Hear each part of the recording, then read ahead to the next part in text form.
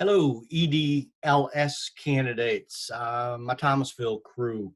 Good morning. It's week 5 in the big picture of spring semester 2020, and that means you're about a third of the way through this spring semester and time to start to turn in some work. Your first draft, that is your CIIP Part A draft, is due to me for some formative feedback at the end of this week. And that's what I hope that you're focusing on primarily this week. And I hope that that's what you'll ask me about when we meet for a Zoom Wednesday evening, February 12th, 6 to 7. So I hope that you are able to Zoom with me Wednesday evening, and I hope that you will come with a status report for your CIIP Part A. What's going well? Have you met with the team? What did you do? How did it go? What's going well in gathering and analyzing your data for the comprehensive needs assessment? And what do you still need? And what can I help you with?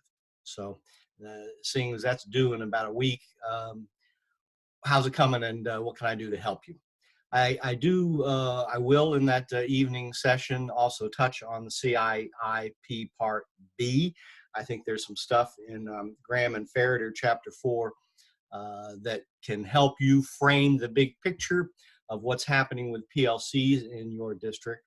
And I'll try to answer any questions that you have during that Zoom as well. But again, I'm thinking in week 5 that getting your CIIP Part A done is the big deal.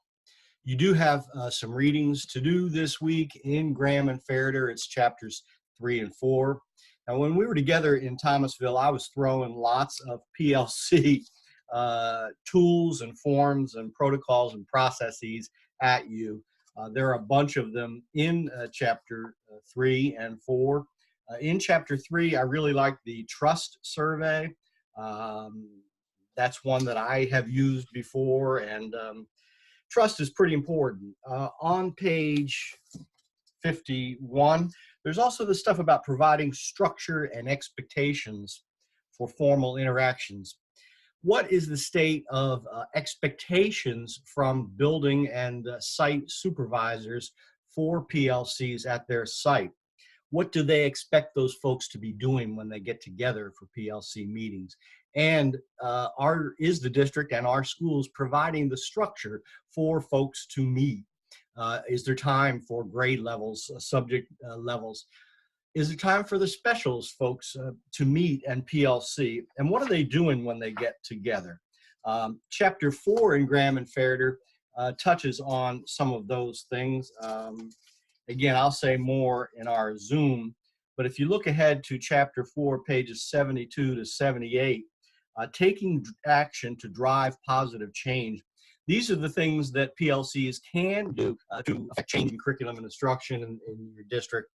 Which of those things are you doing? So that might help you assess things. In Ainsworth, this week you should be reading chapters 5 through 9. And again, when I say reading, I think this is a skim read for you. I want you as supervisors and instructional leaders to know what teachers and curriculum designers should be doing in order to have a standardized curriculum for your district. In chapters 5 through 9, that's part 2 in Ainsworth, prioritizing the standards, naming the curricular units of study. You know, is it going to be US 1 and US 2 or US 1 and personal finance? Naming the curriculum, assigning the standards, preparing a pacing calendar, constructing the unit planning calendar. Now, again, from my experience in Wake, the district often did this kind of stuff. So you might ask yourself or begin to explore, are there district pacing calendars? Are these distributed to teachers? How are they distributed to teachers? And then how much of this actual curriculum design might be happening in the school levels?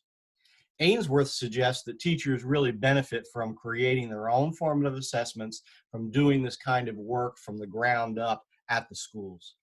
That doesn't happen everywhere. How much of it's happening at the district level and flowing back to the school? How much of it might be happening at the school level?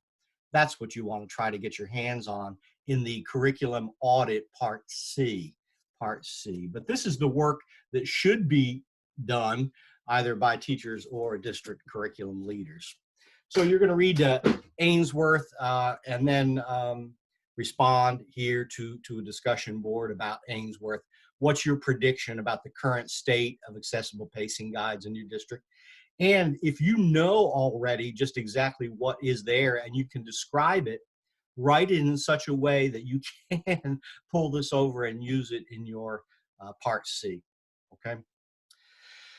I asked in this discussion board what you might be using in Graham and Ferreter as far as tools or processes. You don't talk about one or more of those tools.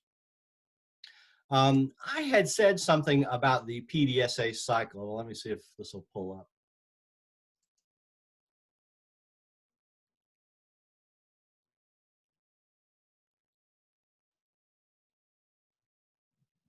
Not so much. Okay, PDSA cycle. If you can see that, the Plan, Do, Study, Act cycle, again, is something that it is the philosophy of continuous improvement. It is the official DPI philosophy in the state of North Carolina. This is the PDSA cycle if you haven't seen that. Okay, so we're back to week 5. I'm going to say something more about the PDSA cycle later. So there it is. There is an example for you. Graham and Ferreter, Ainsworth, 2 discussion board posts there. I have posted something about the APA guidelines, and here's a link. I hope that you did attend the training. Here's my challenge to you. Start to cite Ainsworth and Graham and Ferreter in your discussion board posts using the APA citation. And let me see you using that so that it will become second nature when you need to use it in your writing, for your SIP, and for your dissertation.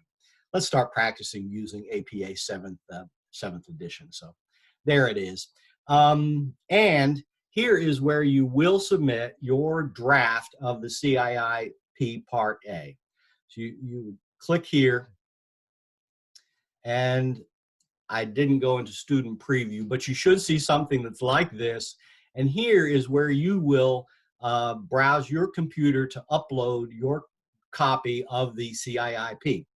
So you click here, you upload your draft, and if you would like to write comments here, Dr. Palermo, I have checked this against the rubric and feel like it's proficient and everything, or I'm still waiting for some data from one of my team members, and we'll add that when I get it. If you want to make a comment about the draft that you're uploading, do it here and then submit.